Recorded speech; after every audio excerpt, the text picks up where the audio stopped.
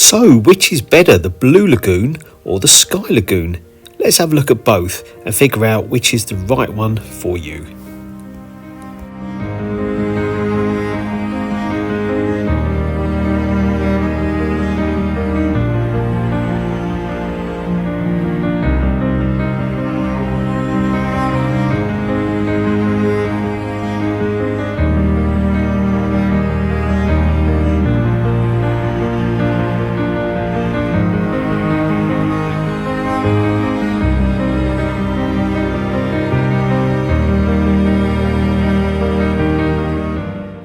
So, distance from downtown Reykjavik, the Sky Lagoon is only about a 10-minute drive.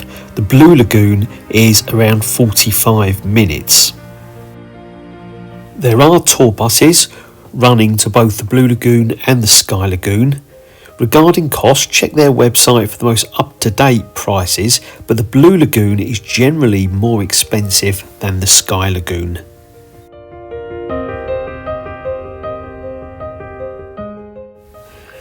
When you check in at the Blue Lagoon, you'll be given your locker fob, which also allows you to pay for drinks.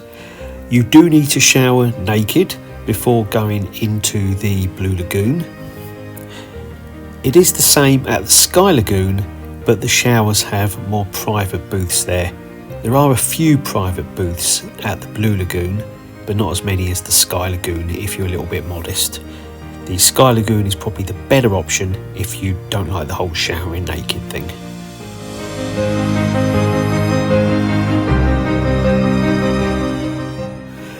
Both the Blue Lagoon and the Sky Lagoon have a bar where you can buy a mixture of alcoholic or soft drinks. I think it's fair to say that both the Blue Lagoon and the Sky Lagoon are extremely expensive when it comes to buying drinks. But hey, I guess it's part of the experience. Here are the current Blue Lagoon prices.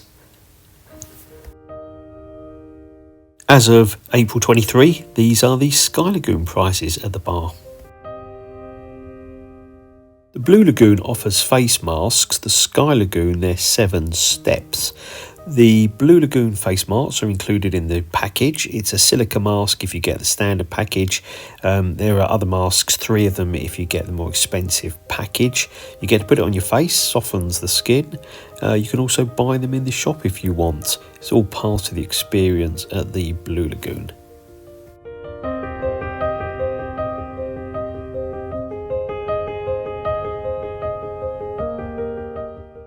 At the Sky Lagoon, the 7 steps includes jumping in a very cold tub, then going into the nice warm sauna with a massive window with a fantastic view, then a rain room where you can cool down, then you get to rub some salt in you and go sit in a giant steam room where it's very difficult to see people. You can then shower off. It's a good experience. My personal preference, I like the Sky Lagoon. But again, I think it depends what you're looking for. The experiences are both very different. I'm just not sure about that cold tub you get to jump into. Here's the cold tub right now. The Blue Lagoon is pretty big, bigger than the Sky Lagoon. My own personal opinion is that it does feel less crowded because it's bigger. The Sky Lagoon, when it's at capacity, can feel pretty chocker. Not surprisingly, both the Blue Lagoon and the Sky Lagoon have a shop where you can buy face masks and salt and snacks and drinks in their cafes, etc. Both are pretty expensive, but I guess you get what you pay for, and there are some really nice souvenirs of your trip to Iceland. This is the Sky Lagoon shop. And this is the Blue Lagoon shop. Oh, there's a lovely hat which you can buy for £30 British. Lots of hair treatments, face masks, etc. Both are really good shops, good stuff if you don't mind spending the money.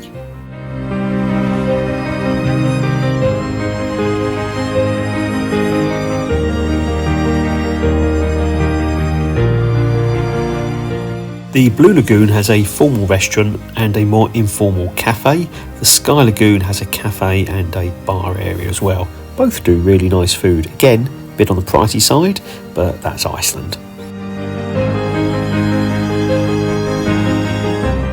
The Sky Lagoon is a bit like a giant infinity pool. It does have some wonderful views, more wonderful I guess if the weather is nice. The Blue Lagoon is also man-made. It does smell a little bit eggy because of the sulphur, but both of them are pretty scenic.